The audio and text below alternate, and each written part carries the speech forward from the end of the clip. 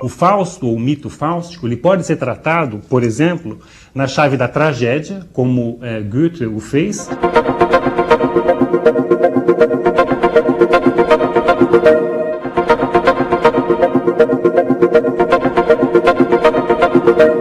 Como ele também pode ser tratado na chave da comédia, como o Paul Valéry fez.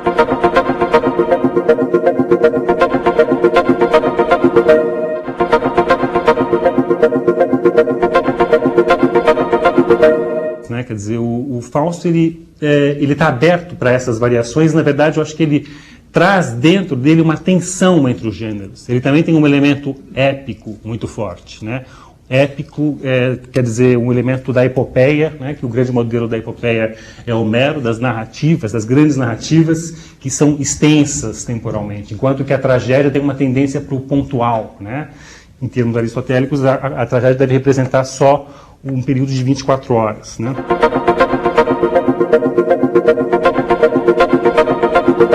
É interessante como o Fausto se deixa adaptar a diferentes formas e gêneros artísticos, mas ele traz potencialmente uma espécie também de potencial para misturar os gêneros. Né? Ele destrói os gêneros, porque ele é um mito também que eu acho que ele é tão forte enquanto representante de uma série de elementos da nossa constituição anímica, que ele acaba também indo contra essas formatações históricas. Então, a gente pode ver o mito fáustico como uma espécie também de arquivo simbólico, ou como uma arca, né, uma metáfora da arca, que vai se deslocando ao longo do tempo e assumindo novas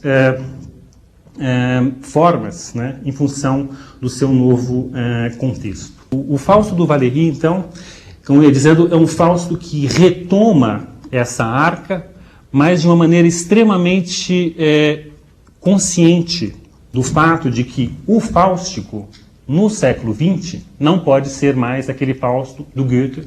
Goethe é o grande modelo para ele, né, mas tampouco pode ser o Fausto de uma tradição que, como a gente vai ver daqui a pouco, remonta ao Renascimento. Né.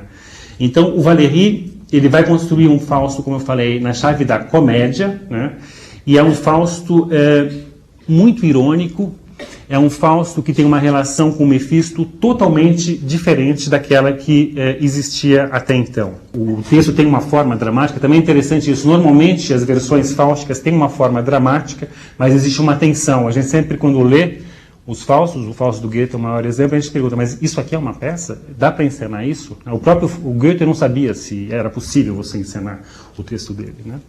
Mas então, as falas que eu vou citar são as seguintes. Primeiro, uma fala do Fausto se dirigindo ao Mefisto. Né? Você não possui mais no mundo o grande local que você ocupava antigamente. Você não mete mais medo em ninguém.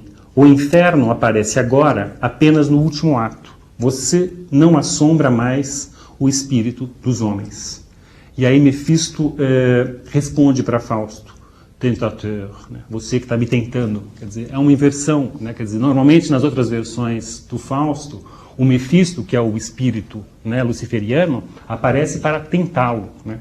E agora o Fausto que está tentando o diabo. Porque esse diabo simplesmente não tem mais nenhum espaço, não tem mais nenhuma aura, ele não tem mais nenhum poder. Né? Ele está totalmente dissolvido na nossa vida cotidiana. Né? O Fausto fala depois: quero, antes de mais nada, me divertir um pouco. É o meio que encontrei para me distrair um pouco. Troquemos de poder. Então, a gente ainda vai ver isso melhor, mas existe um pacto entre Mefisto e Fausto. Né? Fausto é aquele que vende a alma ao diabo, literalmente. Né? Só que aqui, nesse caso, o tentador, como eu estava falando, é o Fausto, e é o Fausto que vai estar submetendo o Mefisto. O Mefisto ele deixa de ser aquela força que submete o ser humano a essa sua capacidade sedutora, etc. Né? O Fausto que é o sedutor aqui. O Fausto, no texto do Valéry, é muito interessante porque é um texto que o Valéry ditou para uma secretária, né? O Valéry já idoso, né? E a situação do Fausto é o Fausto ditando para sua secretária o texto. Quer dizer, tem um efeito muito interessante de eco da realidade no texto valeriano. E essa secretária do Fausto se chama Lust. Né? Lust, em alemão, não significa nada mais nada menos do que prazer. Né? Então, a questão da tentação, que aparece também tradicionalmente no Fausto, né, ligado a questões sexuais, agora está deslocada no Valéry para essa secretária Lust. Né? O Fausto dita para ela as suas memórias, ao mesmo tempo que ele está ditando um tratado sobre o estético. Né? E ela sempre quer saber, mas agora o que você está ditando? Né? E o Fausto diz, não, na verdade não tem nenhuma diferença. Né? As minhas memórias se confundem com esse tratado sobre o estético. Né? O que também do ponto de vista dos leitores, né, do Valéry, é extremamente interessante, porque é um texto extremamente autorreflexivo. Né? É como se também fosse uma espécie de arquivo da obra valeriana que se apresenta no seu Fausto. Né? Bom, eu vou citar só algumas passagens que eu acho interessantes. O Fausto, novamente, para o Mefisto. Você parece fora de moda. Você não parece compreender a terrificante novidade desta idade do homem. Você é apenas um produto da tradição. Aí Mefisto responde, então, como que olhando de baixo, você me toma por um mito? É exatamente o que aconteceu. O Fausto se transformou num mito, né? E o Mefisto junto com ele. O Fausto fala novamente para o mito. Você se sente perdido e como que despossuído diante de todas essas pessoas novas que pecam sem o saber, sem atribuir importância a isso, que não têm ideia alguma da eternidade, que arriscam a vida delas 10 vezes por dia para desfrutar das suas novas máquinas, que fazem 1000 maravilhas que tua magia nunca sonhou em realizar e que estão ao alcance das crianças, dos idiotas. Quer dizer, hoje em dia, crianças idiotas desfrutam de máquinas que fazem maravilhas inimagináveis para a mágica do Mefistófeles. Portanto, a gente não precisa mais de estar conjurando Mefistos e nenhum Lúcifer para estar fazendo essas mágicas, já que nosso mundo realizou isso de uma maneira muito mais acabada. Além disso, essa referência valeriana, né, a esse mundo dos choques, né, a gente está o tempo todo arriscando a nossa vida, né, é um tema também, é uma espécie de leitmotiv, né, de tópicos na obra valeriana, e que marcou também um autor que eu gosto muito, que é o Walter Benjamin.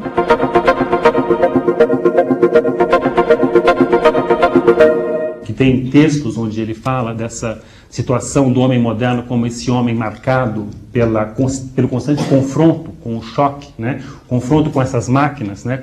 Seja no século XIX com as carroças que atravessam as ruas parisienses rapidamente, seja no século XX já com os carros, né? E que justamente o que acontece com esse homem, ele perde a noção da eternidade, ele perde uma temporalidade que estava ligada, que dava um espaço, por exemplo, para a morte, para se pensar a morte, que dava um espaço para o trabalho de luto. Hoje em dia as pessoas morrem na nossa família e a gente não tem tempo de fazer o luto, a gente já tem que no dia seguinte estar trabalhando. Mefisto continua. No final das contas, pode ser que não sirvo mais para nada. Eu fui construído sobre uma ideia errada. As pessoas não são malvadas o suficiente para se perder sozinhas por seus próprios meios. Quer dizer, essa é a ideia errada. Na verdade, as pessoas não precisam de Mefisto, de um diabo, para estarem pecando ou fazendo o mal. Né? Quer dizer, ele está, Valéry sendo profundamente irônico, evidentemente, mas no fundo não é nada mais do que levar às últimas consequências a visão do mundo psicanalítica, freudiana do século XX, que a gente sabe que, na verdade, essas tentações, aquilo que tudo antes era tratado como o mal, né? A tentação da carne, etc., é uma coisa que está dentro de nós.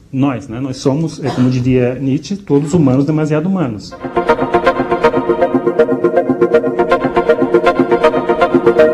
No Fausto do Valéry também tem uma outra inversão interessante, né? O Fausto que pede para o Mefisto assinar o pacto com ele, né? E o Mefisto, quando ele vai assinar, ele faz um gesto de que ele ia pegar o sangue para assinar, porque o sangue tem um papel importante nos pactos anteriores ao Fausto do Valéry, e o Fausto diz: acabou-se os papéis e as assinaturas. Os escritos hoje em dia voam mais rápido do que as palavras. Nada de sangue. Né? Então, quer dizer, essa questão também do fim do contrato, essa figura do contrato que era tão importante na história fáustica, ela se dissolve aqui. E a gente pode pensar também essa dissolução do contrato como uma dissolução de uma série de outros contratos. Qual que é o tema dessa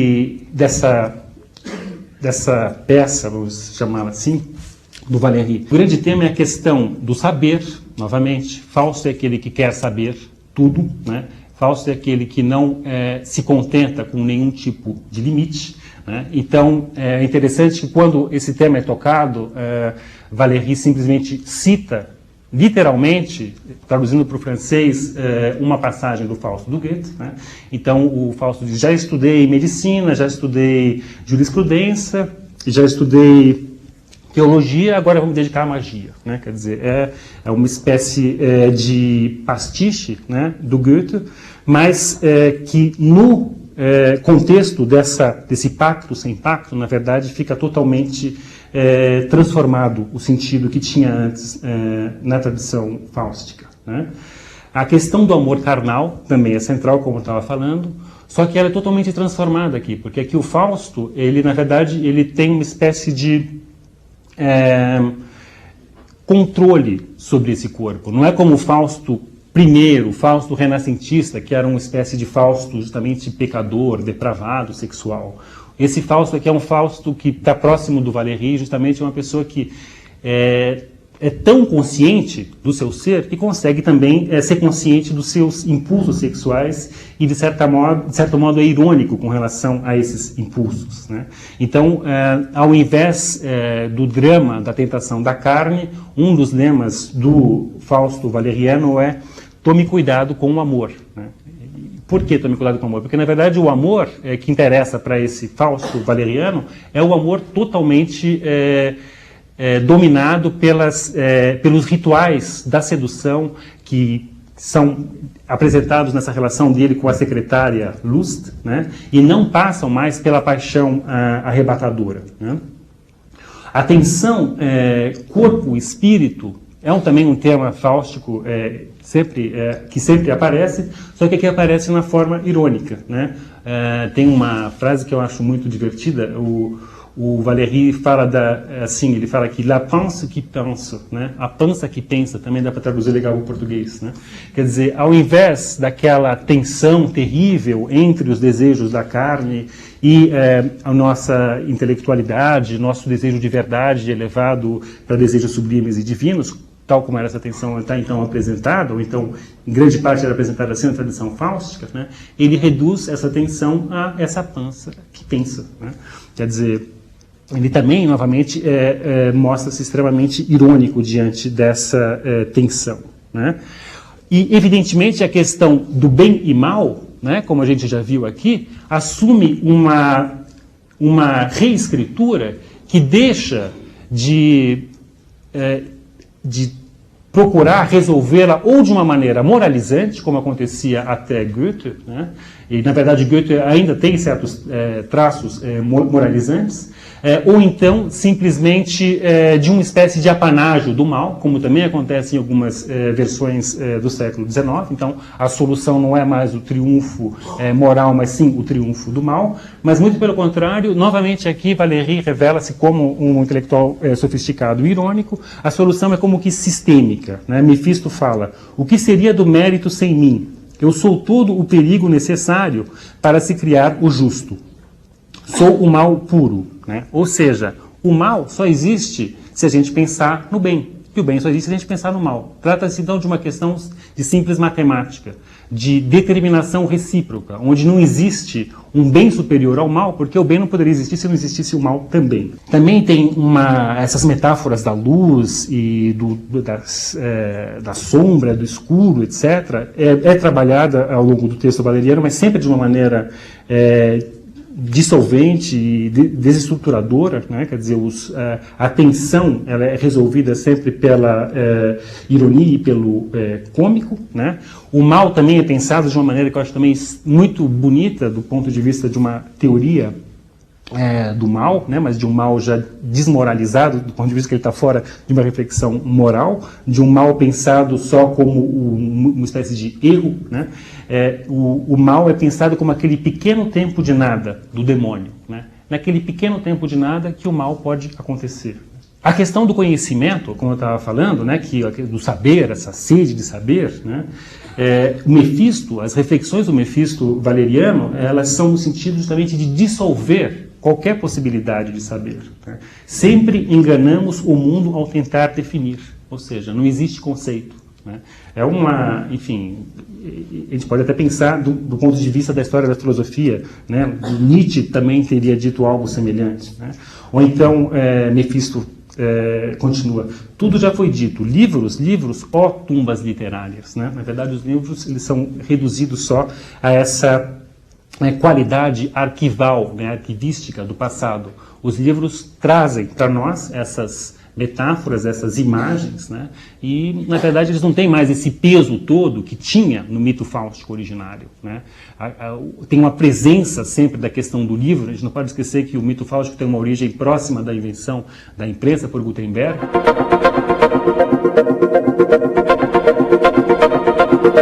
Ele tinha sempre uma supervalorização desse conteúdo, né, dos livros, dessa capacidade de investir de poder o proprietário do livro, aquele que lia, né? E aqui existe uma redução, uma dissolução dessa potência, né? A própria história também é transformada só numa série de narrativas onde o histórico e aquilo que é literário, na verdade, tem o mesmo estatuto, né? O Alexandre o Grande não é menos imaginário do que Teseu, e Napoleão vale um Hércules. Nenhum é mais do que papel amarelado, né? Tudo é papel, a história é papel, o saber é papel. O Mefisto ainda fala ironicamente, né, nesse desprezo dele pela leitura, eu não sei ler. Quando oferece o livro para ele, ele fala, não sei ler. O que eu vou fazer com esses livros, né? Ele fala ainda, nada é mais belo do que o que não existe, né? E nessa maneira ele também novamente está pensando de uma maneira sistêmica o mito fáustico, ou seja, esse desejo pelo absoluto, né, sempre vai triunfar.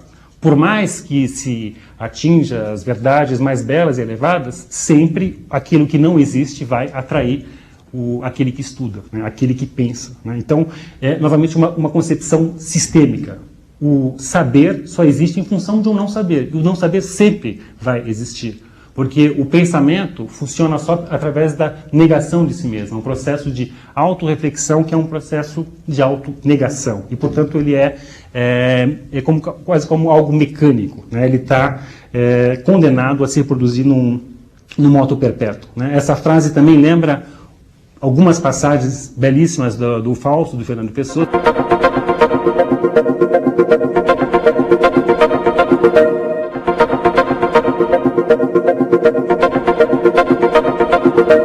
Eu não vou poder trabalhar aqui mais com o Fausto do Fernando Pessoa, que é um registro totalmente diferente. Novamente, assim como o Fausto do Valéry é Valéry, o Fausto de Fernando Pessoa é muito Fernando Pessoa, né? Mas Fernando Pessoa escreve, por exemplo, o segredo da busca é que não se acha, né? Quer dizer, então, novamente, toda a busca necessariamente é condicionada pelo não achar e não pelo achar, como a gente costuma pensar. Ou então, quando ele fala, o saber é a inconsciência de ignorar, né? Quer dizer, quando a gente acha que sabe, na verdade a gente esqueceu que a gente não está sabendo. Vamos brincar de voltar, de ir e vir no tempo.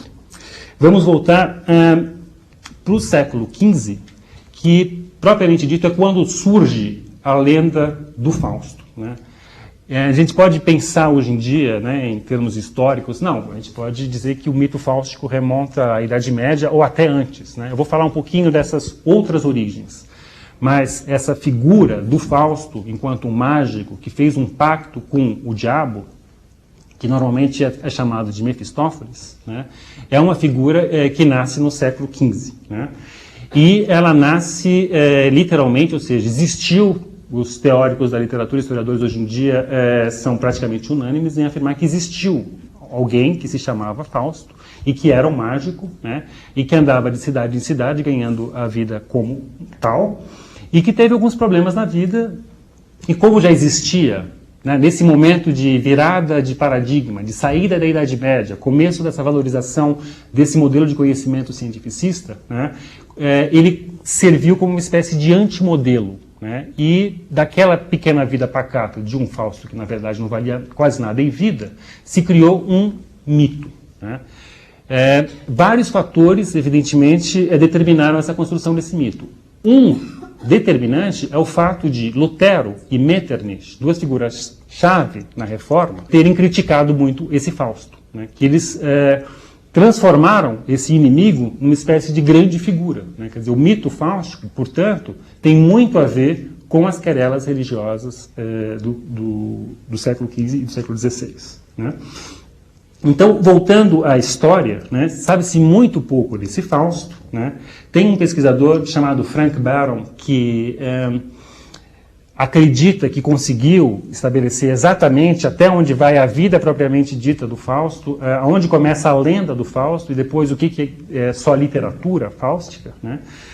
Na verdade, eu acho impossível, né, e outros pesquisadores acham também muito difícil você estabelecer essa diferenciação tão radical que ele tenta estabelecer, mas de qualquer modo ele é alguém que pesquisou muito, levantou, né, os 8 documentos que existem sobre esse Fausto real e chegou à conclusão que o Fausto se chamava Georg Faustus von Helmstadt, né, e ele se apresentava como um astrólogo e mago ambulante.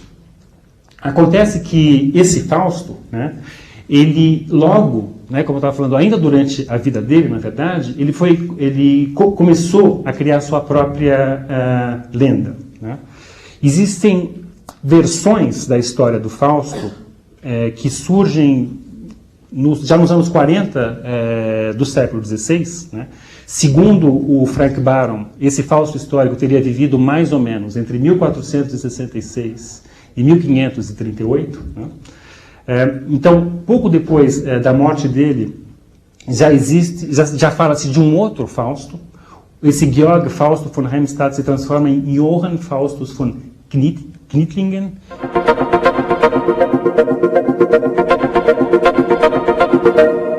Knittlingen e Helmstadt são duas cidades, né? As pessoas normalmente eram conhecidas pela sua cidade de origem, né? Mas aparece esse mesmo Faustus no meio, né? Faustus, de qualquer modo, é um nome forjado segundo os moldes da época, né? Se alguém se apresentava como um humanista, um sábio, né, como é o caso desse Faustus, né, então eles tinham essa tendência a transformar o próprio nome em um nome latinizante, né? Daí esse final com US, né? Por outro lado, o fato dele ter escolhido Faustus, como ele era um mágico, evidentemente era uma maneira de ele estar fazendo propaganda para a profissão dele, né? Você vai ter Fausto, né, se você vier requisitar os meus trabalhos de astrólogo, etc. Né? Então, tem inclusive um cartão, que isso é muito interessante, que ele distribuía, né, para fazer propaganda dele, que vale a pena ler. É em latim, mas dá para entender quase tudo. Magista porque ele era mestre, né, na universidade. Georgius Sabellicus Faustus Junior, Fons Necromanticorum, Astrologos, Magos Secundus, Quiromânticos, Agromânticos, Piromânticos, in Hydra Arte Secundus. O que quer dizer tudo isso? Ele se apresentava, então, como alguém com uma formação acadêmica, segundo os pesquisadores, de fato, ele estudou, né? Provavelmente ele tinha uma formação em filosofia, ele era um magister, ou seja, um mestre. Ele se apresenta como Sabellicus Faustus nesse cartão. Por que sabélico, né? Existia, já nessa época, uma tradição que ligava, né, os sabélicos, enquanto um povo da Itália, né, à tradição mágica. Então, na Idade Média, se falava desse povo como um povo mágico, então ele incluiu no nome dele esse epíteto. Por que necromânticos? Isso aqui é importante porque existia uma diferenciação na época entre necromânticos, ele fala que é necromanticorum, né, e necromancia, né? o Fausto vai ser acusado de necromancia, mas ele se dizia alguém que simplesmente lia o futuro, por exemplo, na entranha de peixe, né? Quer dizer, necromântico é aquele que lê o futuro na entranha de animais. Astrólogo, é evidente, porque ele chamava de magos secundos, né? Porque justamente ele se colocava na linhagem de uma tradição hermética de mágicos, na qual, segundo alguns intérpretes, Zoroastro representaria para ele o primeiro dos mágicos, ou então Simão o Mago, que é um mago que aparece no Novo Testamento, também representaria esse mago, né? Esse primeiro mago, ele seria o segundo, o seguidor desse mágico, né? De qualquer modo, esse linguajar desse capitão é um linguajar que mistura um ideário medieval com um ideário renascentista, né? Esse Fausto, ele estava nesse momento de transição. Para ganhar a vida dele, ele tinha que se apresentar como esse mágico, como esse astrólogo com poderes mágicos, inclusive, mas, por outro lado, como estava surgindo esse preconceito com relação à magia, ele tinha que estar se defendendo da sociedade, né? E ele foi sendo expulso também de cidade em cidade, e esses poucos documentos que existem sobre ele são documentos que existem nessas cidades onde está escrito, né, que o Dr. Faustus, ou o Magister Faustus, foi expulso dessa cidade, né? Na Itália, do século XV, né, existia uma tradição neoplatônica, hermética,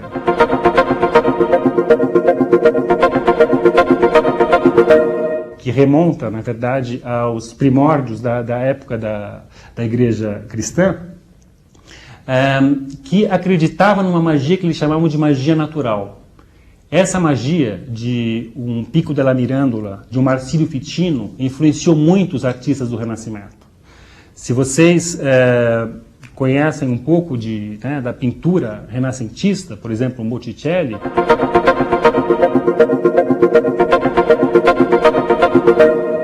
Botticelli de Florença era um grande leitor e seguidor dessas tradições herméticas e místicas. Então, quando ele fazia as suas representações, por exemplo, da primavera, ele estava fazendo um amuleto. Aquelas cores que ele utilizava, aquelas figuras que ele estava utilizando, eram inspiradas, sobretudo em Marsilio Ficino, no sentido de estar protegendo a pessoa que fosse ter aquele quadro a seu lado, né? E a burguesia e os reis que compravam esses quadros também conheciam essa tradição. Então tinha uma grande... se valorizava muito essa magia natural. O problema é que existia um limiar muito tênue entre essas ideias da magia natural e a chamada magia negra, que vinha da Idade Média, né? Essa necromancia, né? Que seria justamente uma magia que, ao invés de estar voltada para as forças celestes, né? Para uma elevação sublime, estava voltada justamente para as forças infernais, para atrair o mal, para fazer mal para outras pessoas. Além disso, a Inquisição e a Reforma, que também gerou um processo semelhante à Inquisição nos países protestantes, onde também os judeus foram perseguidos de bruxas e magos, né, acabou praticamente nivelando essas duas práticas mágicas. Então, esses ditos mágicos naturais, muitos acabaram também sendo assassinados, perseguidos e assassinados por movimentos do tipo da Inquisição. No caso, a necromancia, ou então a tradição hermética, que remonta justamente à hermética. Por que hermética? Porque o seu fundador seria Hermes Trismegistus, né? Trismegistus, Trismegistus, 3 vezes grande, né? Que é uma figura que era projetada já por Santo Agostinho.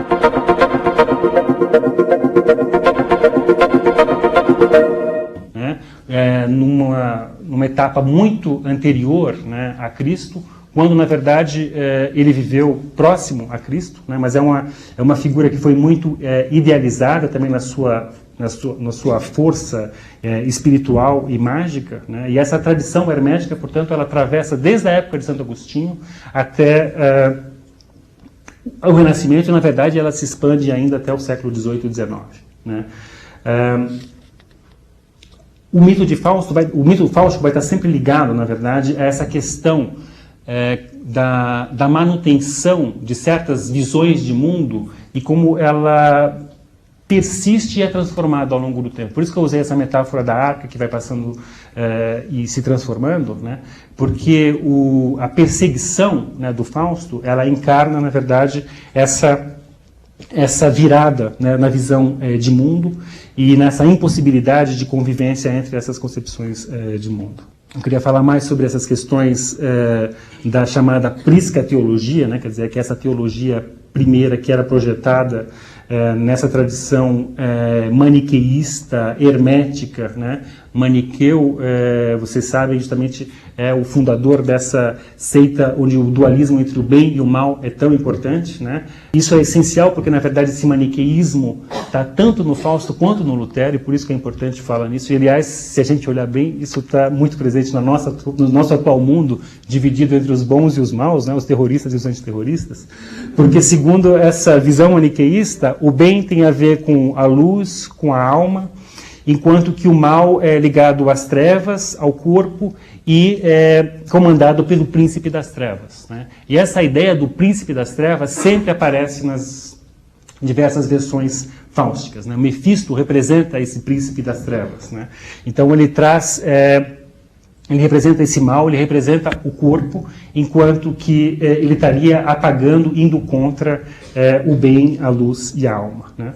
O que é interessante é que no luteranismo existe o maniqueísmo, mas esse maniqueísmo ele está em conflito com uma doutrina da graça universal, que é incompatível. Se você acha que a graça é universal, portanto, todo o mal vai ser vencido pelo bem, pela graça, né?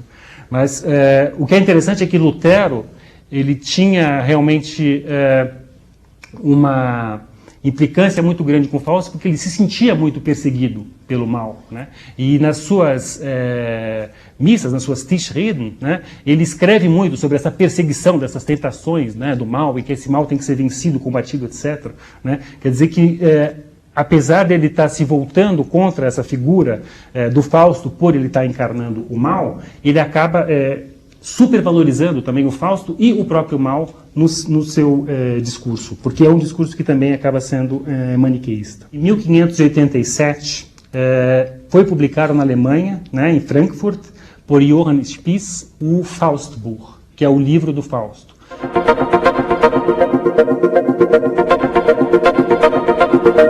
Esse livro é extremamente importante para toda a história subsequente do mito fáustico, porque ele já contém, assim, centenas de anedotas fáusticas. O que acontece nesse Faustbuch, na verdade, é que, novamente, segundo esse princípio arqueológico, ou seja, da acumulação numa arca, aqui a gente pode ler uma série de anedotas que já eram narradas ao longo da Idade Média, como eu estava falando para vocês, né, que vão ser agora atribuídas ao Fausto e ao Mefisto. Então, esse livro, que é uma espécie de narrativa que mistura também um gênero ainda medieval, né, moralista, né, com o gênero de uma espécie de romance renascentista que estava nascendo então, é publicado em 1587 e imediatamente vira um grande sucesso, né, vira uma espécie de best-seller na época, tem várias reedições, né, e começa a ser traduzido para outras línguas. Pouco tempo depois, 5 anos depois, em 1592, tem uma tradução para o inglês. E no ano seguinte, um eminente escritor inglês, né, que é o grande contemporâneo de Shakespeare no teatro inglês, que é Marlowe, vai escrever uma peça justamente a partir desse Faustbuch, que é uma peça sobre o Fausto, né?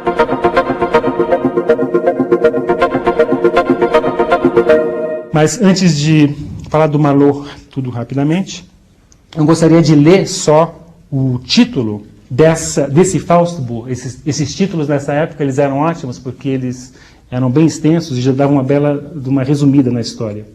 Então o livro tem o seguinte título, né, que vai totalmente contra o preceito da Brevitas clássico. História e narrativa do Dr. Johannes Faustus, o feiticeiro, onde descreve-se de modo detalhado e verídico, toda a sua vida e morte, como ele entregou-se por um determinado tempo ao diabo, e o que aconteceu com ele e como, ao final, ele recebeu o bem merecido castigo. Também inclui-se revelações raras, pois estes exemplos são muito úteis e eficazes como uma admonição e recordação cristã muito essencial. É interessante que o Mefisto, no Fausto Bom, não se chama Mefisto ainda, né? Se chama Mephóstophiles, né? Que, segundo muitos intérpretes, significa a luz não é amiga, né? Em grego, Metophos-philes. O que acontece no Fausto Bohr? Tem a descrição da viagem dele para o inferno, a descrição dos horóscopos que ele faz. Fausto é descrito como uma figura melancólica, o que é interessante, esse traço de melancolia renascentista que existia. Uma das principais intenções dessa arte da magia natural era justamente espantar o humor melancólico, que era considerado ruim. Justamente o humor melancólico é aquele que está ligado à tentação do mal, né? Então o Fausto aparece como alguém melancólico já nesse Fausto de 1587, e ele, de certo modo, continua melancólico ao longo das outras versões, né? Existe uma crítica radical dessa vontade de saber, como eu já falei antes, né? Os livros, fala-se muito, o livro é igual ao caminho do inferno, né? Então uma grande resistência, né, a esse mundo da ciência que estava nascendo. Então, novamente aqui a gente pode estabelecer uma relação entre o luteranismo e Santo Agostinho, né, que a gente sabe dessa crítica que o Santo Agostinho fazia, né, a curiositas, né? Ele fala, não, a curiosidade leva ao mal, né? A gente tem que estar voltado para a luz divina e não para a pesquisa, para esse saber que leva, na verdade, ao mal, né? E Lutero, originalmente, era um monge agostiniano, e mesmo depois da Reforma ele permaneceu um grande admirador de Santo Agostinho, né? Então, rapidamente, Christopher Marlowe, né? Como eu falei para vocês, ele tem uma peça, né? A história trágica do Dr. Fausto.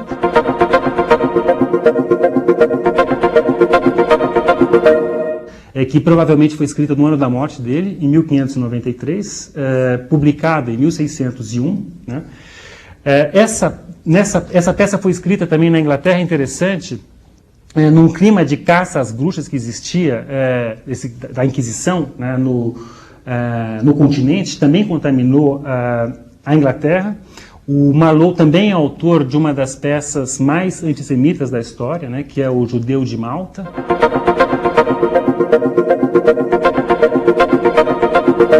Né?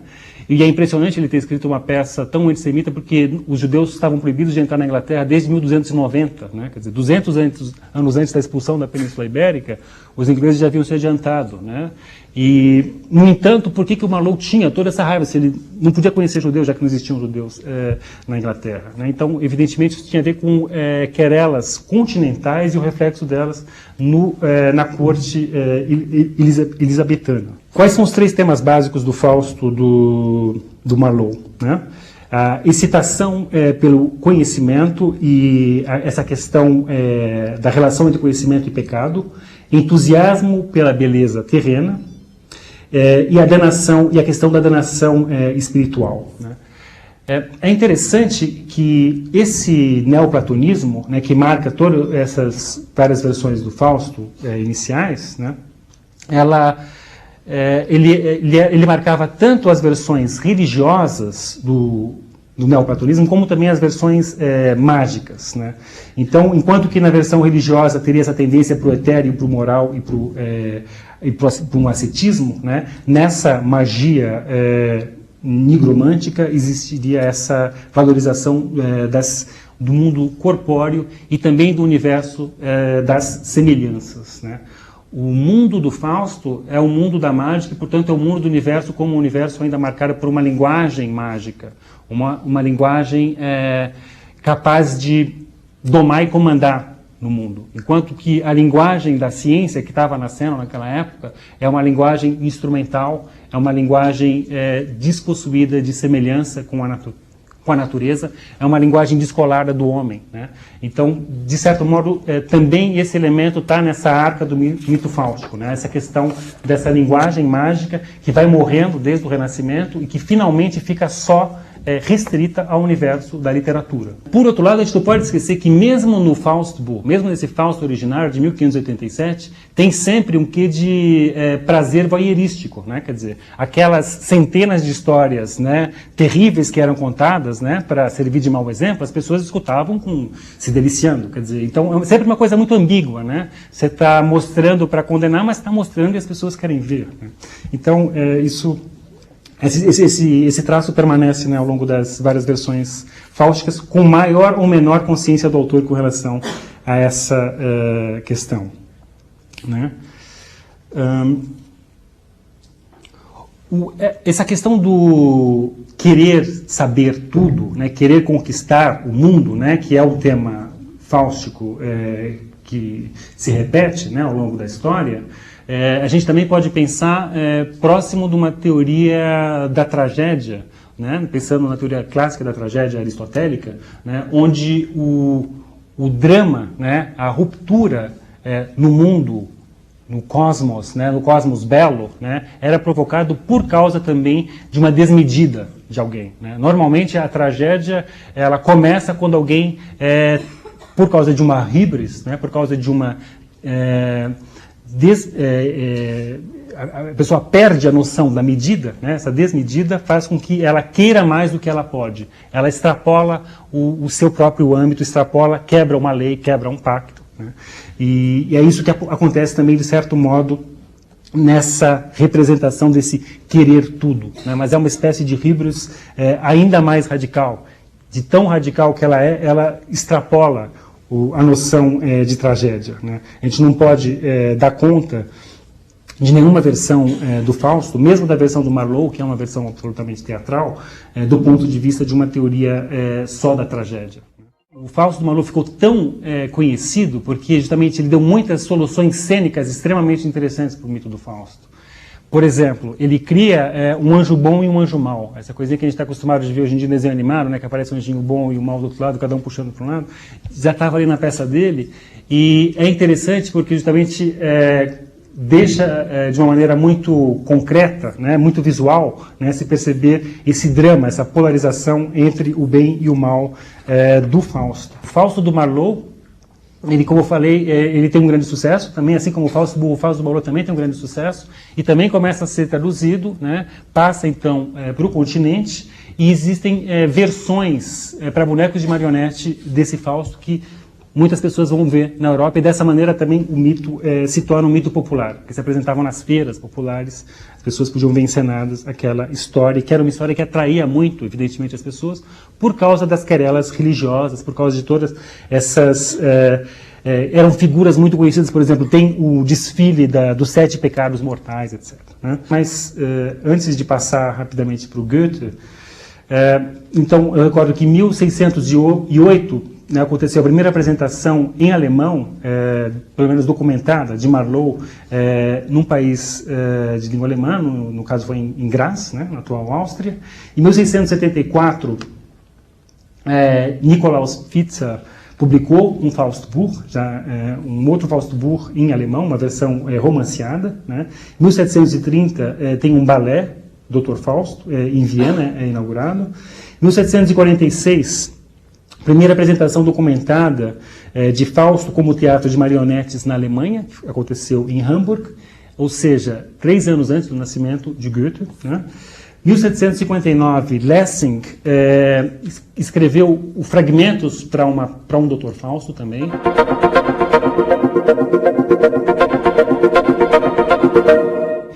O Lessing era uma figura muito importante no universo literário e intelectual alemão da segunda metade do século XVIII, e esse fragmento do Fausto, apesar de ser um mínimo fragmento de 3 páginas, teve também muita circulação, foi muito copiado e lido, né? E marcou essa geração de escritores. 1772 a 75, Goethe faz o texto Fausto que ficou conhecido como o Urfaust, né, que é o Proto-Fausto, Malermüller.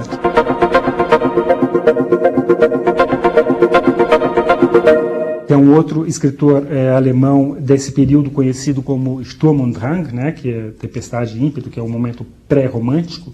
Escreveu 2 obras fáusticas, tendo Fausto como personagem principal.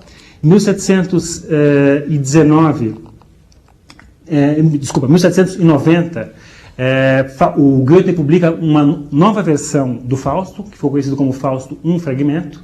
Em 91, Klinger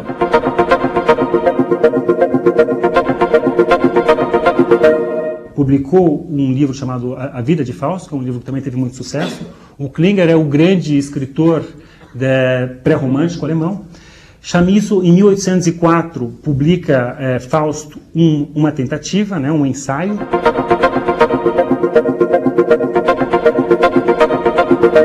Chamisso é um dos grandes escritores do romantismo alemão, de uma fantasia absolutamente fascinante, de uma criatividade maravilhosa. Ele também é autor do Peter Schlemihl, né, a Wundersame Geschichte, que é uma história maravilhosa de Peter Schlemihl. Se eu não me engano, existe uma tradução em português.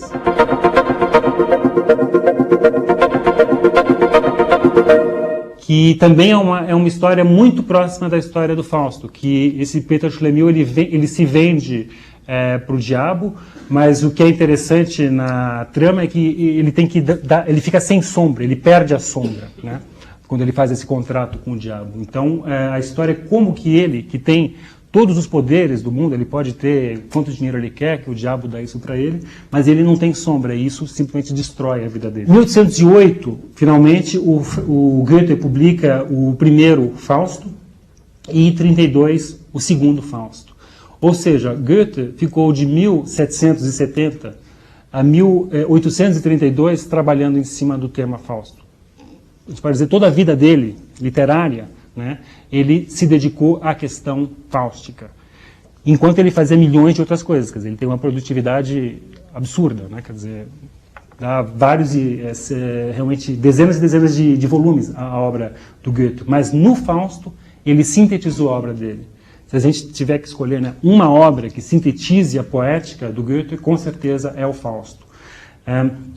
Sintetiza não só a obra do Goethe, mas como o Goethe é o grande escritor desse período, né, que foi elevado à categoria de clássico, mas na verdade ele não é nada clássico nesse sentido de ser um quadrado, né, e o Fausto é a maior prova disso, né. O Goethe, ele vai não só beber na tradição fáustica, que ele conhecia muito bem, se bem que, segundo os biógrafos de Goethe, ele, quando escreveu os três primeiros textos fáusticos, ele não tinha lido nem visto nenhuma encenação do Marlowe, só conhecia o Fausto Marlowe através de teatro de bonecos, né, de marionetes, mas ele leu, né, uma tradução que foi feita no começo do século XIX e, portanto, também incorporou, né, o Marlowe na sua encenação fáustica. O que é interessante também no Fausto do Goethe é o entrecruzamento entre o mundo clássico e o mundo gótico e o mundo moderno. É como se acontecesse nessa obra do Goethe uma espécie de engavetamento histórico, né? Quer dizer, aquele último vagão que estava aqui lá na Grécia foi subindo em cima da Idade Média, do Renascimento, do século XIX, e ficou tudo empilhado num mesmo livro, né? E por causa disso também o livro é extremamente fragmentário. É um livro relativamente difícil de ler, eu diria.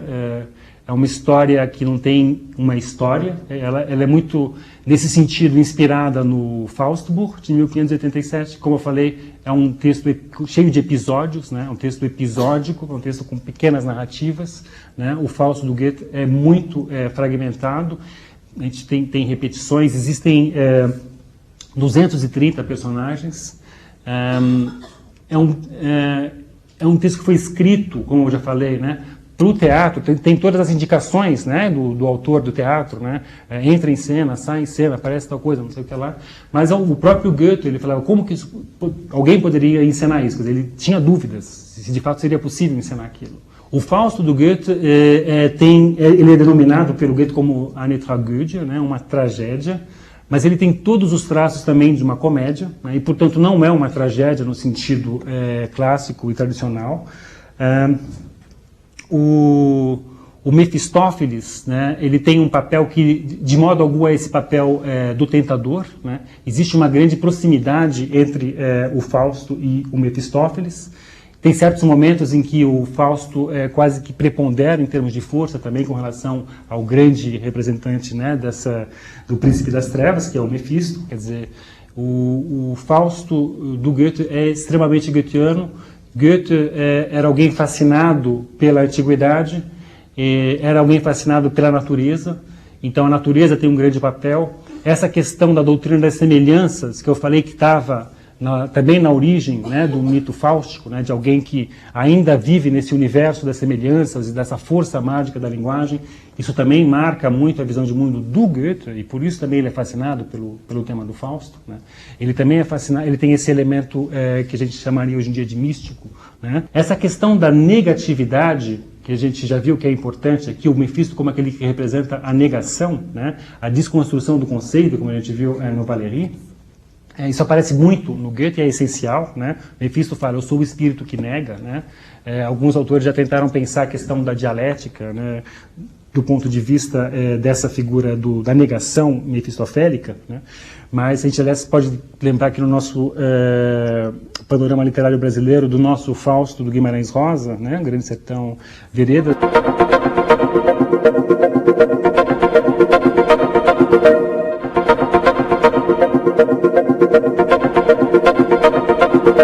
que começa com o nonada, né? O que significa esse nonada? Uma das coisas que ele significa é nonada, né? Quer dizer, nesse nada, nessa negatividade, né? E é um livro que justamente também tem essa questão da tentação do corpo, ambiguidade sexual, não falei aqui, mas ela aparece em várias das versões do Fausto, diabos vestidos de mulher, enfim, travestimento, e a questão da tentação e do ser proibido, né, que está no Guimarães Rosa também. Enfim, só para falar, não deixar de falar do nosso grande Fausto, né, que infelizmente na bibliografia internacional sobre o Fausto se esquece, né, quase todos esquecem de pelo menos elencar na história das várias versões. O Guimarães Rosa com certeza tem um papel importante aí. Essa negatividade, ela pode ser pensada também, não só, eu acho que mais do que a questão da dialética, eu acho interessante pensar do ponto de vista do Fichte,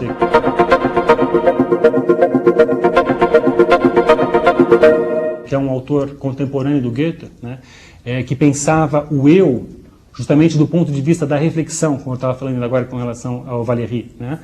O eu só existe no confronto com aquilo que o nega. Né.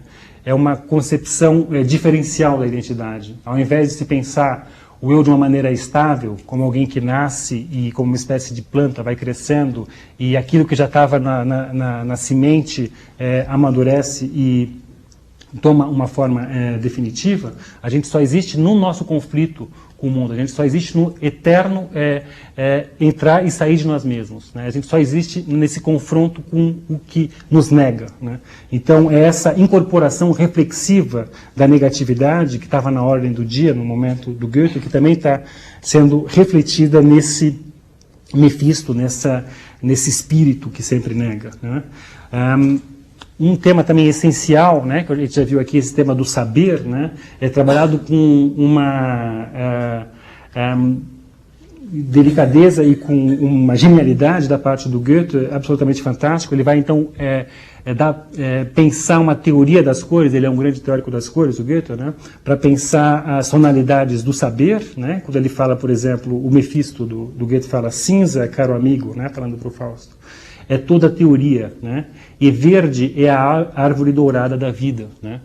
Então, novamente, esse conflito, né, entre esse ascetismo, né, do saber, do estudioso, e essa tentação dessa miríade de cores, dessa árvore dourada da vida, que evidentemente se refere também à árvore, né, que está ligada à nossa queda, né, a árvore da tentação, a árvore do saber, do sim e do não, né, a árvore do conflito entre o sim e o não, dessa negatividade, e que, enfim, do ponto de vista do nosso grande mito, né, ocidental, que está sendo repensado a partir desse outro pequeno mito, que é o Fausto, dentro desse grande mito bíblico, né, o saber, né,